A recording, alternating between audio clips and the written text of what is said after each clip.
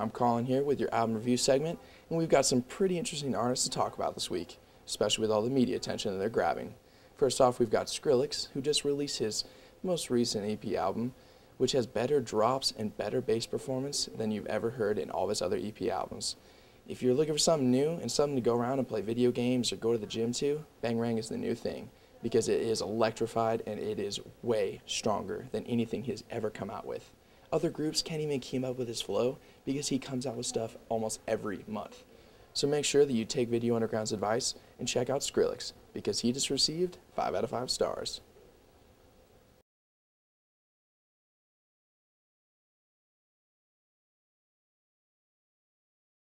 How's it going, guys? It's Colin here, and today I'm here to talk with Marlett. First off, what do you think about Skrillex? Like, what is he to you? What do you think makes him what he is, and why do you think he's so appealing? Well, I mean, he's the best producer out there today. He comes out with just really hot tracks every month, every week. You know, I'm always excited to hear what he comes out with next. It's always something different. It's always something new. So. Okay. And what do you think is his best track? What do you think that stuck out to you, or what really grabbed you as one of his favorite artists? My favorite track by him is Breaking a Sweat, which features the 2 living members of The Doors. And I really like that because, you know, it shows how we can just take 2 completely different genres of music and blend them together in something that's just awesome. That's awesome. And what makes Skrillex so different from the rest? Like, why is he much more successful than groups like, would you say, deadmau5 or White Panda? I mean, deadmau5 and White Panda are good, but they got, like, you know, they have that traditional techno and dance house music kind of feel to them, whereas Skrillex is just, you know, he's dubstep. He's something completely different, and, you know, a lot of people just love his sound, and that's why he's so popular. Awesome. I'm pretty sure you were watching the Super Bowl, not for the sake of the sport, but for the sake of the commercials. And I think you might all remember that one where Rob Dyrdek did a kickflip in his own car, and a car bungee jumped into a water pool. Not for the sake of the commercial, but for the sake of the song that was behind it. We Are Young is the most recent track by Fun, and the day before the Super Bowl, they wouldn't even recognize it was the song. But the day after the Super Bowl, the song climbed up to the #1 charts of iTunes. This band is similar to the Beatles, so if you were a fan of those guys, you definitely are going to like this band, because they're bringing back the days of indie pop, which is kind of a dead genre nowadays. So if you're trying to get into the whole indie scene, right now's the time to do it, because Fun is bringing it back strong. Video Underground rewards this vocally gifted group with 5 out of 5 stars.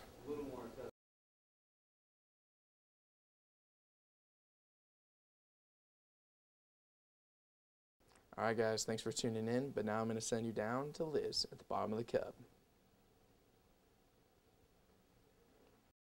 Hey, I'm Liz Birch, and I'm here at the Cub to get some opinions on the curvaceous powerhouse Adele and the sassy, girl-empowering artist Lily Allen. Let's see what people have to say.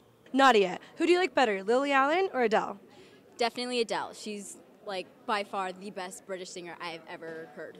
Lily Allen by far, because she has an amazing song Smile, and I'm, like, addicted to it. I like Adele a lot better. I really don't know the other singer that well, and Adele is in my playlist, so I like her a lot more. Awesome. Not ashamed to admit you have Adele on your playlist. Not at all. I mean, I rock out to her all the time. I would have to say Adele, because I don't really know Lily Allen. Adele, because I could just sit down longer listening to her music than listening to Lily Allen. I'd have to say Adele. I like her voice a little better. Personally, I think Lily Allen's a little bit better. She has more of a unique style. And while Adele is great, she's just a little more unique. I'm going to have to go with Adele. She's just coming out with some really great tunes nowadays, some really relatable stuff for girls, and she's rocking it, and she's not ashamed of her body image or anything, so I love her. Oh, definitely Adele. I don't really particularly like either of them. Is that okay? I have no idea who either one is. Awesome. Hey, this is Nikki with Video Underground. Last week, V's very own Ala Kacharian got an exclusive interview with soul artist Alan Stone. He started singing in his father's church in Chewelah, Washington, but it wasn't until soon later when he was introduced to the greats of soul. Stone's soulful tone and fun songs make him a joy to listen to. He's topping the iTunes Soul charts, peaking at #2. Check out our VU exclusive with Alan Stone before he starts touring around the world. Hi, I'm Ala Kocharian for Video Underground, and I'm here at the Cub with Alan Stone, an up-and-coming artist from Chewelah, Washington, about to hit the stage. So thank you so much for being here with us. I know you were here last year and you interviewed with Video Underground, so we just wanted to, say thank you for coming back and taking the time to talk to us. Of course. Thank you. Yes. Okay. So, you've been called kind of the new voice of soul, or a really soulful, refreshing new singer. So, how do you react to that? Does that surprise you at all? It's all lies. No, it's flattering, very flattering. There's a lot of comparisons that have been thrown out there that I'm kind of like, oh, come on, you're setting me up for failure just because those are like incredible singers, and I don't necessarily see myself in that light, but it's extremely flattering regardless. Yeah, just trying to stay humble. I get it. So, who would you say are maybe your like biggest musical inspirations? Did you kind of just wake up one day and you're like, hey, I'm gonna be a musician, or is this something you've been working towards since you were a little kid? Well, I grew up singing, so I've always had a tune in my throat, but I picked up soul music when I was like 14, 15, and was drawn into it pretty intensely. But I didn't. My town was super small that I grew up in, and so I didn't have ample opportunity to practice with like soul musicians or R&B players or anything. So I really just learned to sing through like mimicking records. So yeah, it was a work in progress, but it was never like I'm gonna do this. Right. It was just kind of like I love this music and I want to sing it, and kind of got serious. Yeah, kind of got serious after I learned, I guess. Okay, cool. Yeah.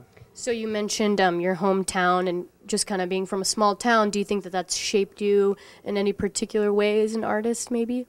Yeah, I think.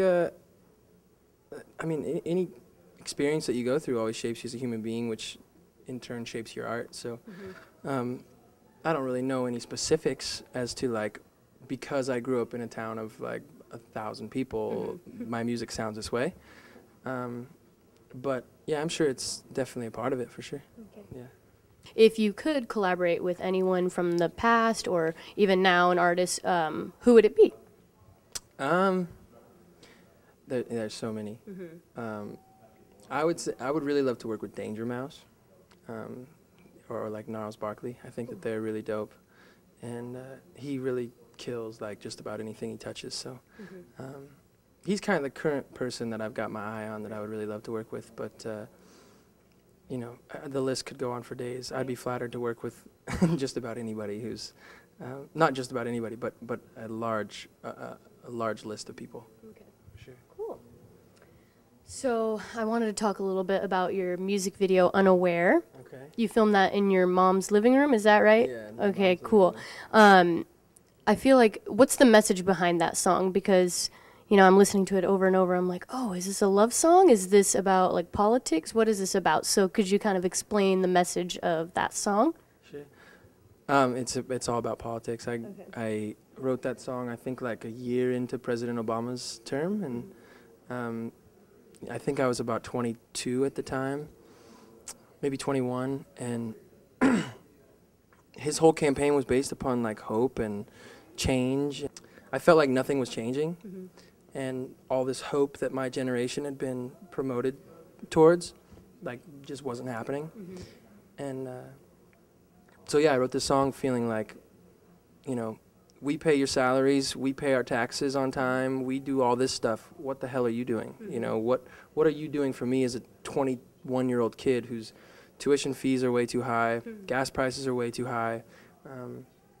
If I ever think about having a family, both me and my spouse are going to have to work our asses off in order to provide for them. What are you doing to build up the middle class instead of just the dirty people around you that you shake hands with to get voting dollars for?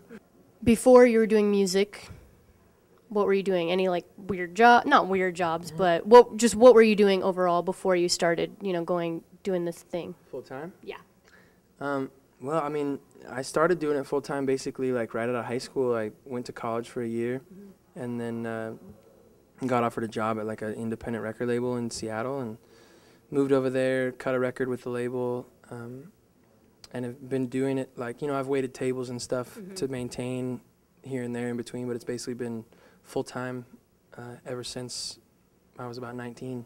So nothing too odd, you know. Like I bust tables for a while. I've worked construction, but you know, not like you know, Something crazy. not something crazy, weird or anything. No. So you write all your own songs? Is that how that Well, works? yeah, most of them. I mean, I write all my own songs. I co-write some of them. Or, excuse me, the first record I came out with, Last to Speak, I wrote all those songs by myself. And then this next record, I co-wrote about, half of them. But yeah, I don't sing anything that I don't have a hand in writing. All the ladies want to know, are you a single man or are you taken? What's your Facebook relationship status? My Facebook relationship status. Complicated. I won't say I'm either single or taken. Yeah, the story behind the sweater. Did somebody knit that for you, or you wear this all the time? Yeah, I love well, it. I'm just a bum, so I wear a lot of the same clothes quite often. No, this was this company called Diesel Jeans. They give me a lot of stuff, and this was one of the things that they gave me, and I fell in love with it. It's warm, and I literally wear it every single day. It's kind of awful, but no, I'm a touring musician, so, and I tell this to a lot of people, that what's great about touring, that I am like the quintessential hippie bum. If you spent a week with me, you'd understand. The greatest part about touring is that you see new people every day, so I can get away with wearing the same outfit for like 2 weeks in a row, and nobody knows. Besides the people in the van with me who are like, dude, you are whack. You need to change sometimes. I'm Alika Cherian for Video Underground, and this has been Alan Stone. Thank you. Well, that's all we have for you this week. Next week, be sure to check out videos from the DJs from Mars and the Nearly Deads. I'm Jessica Castle, and this has been Video Underground.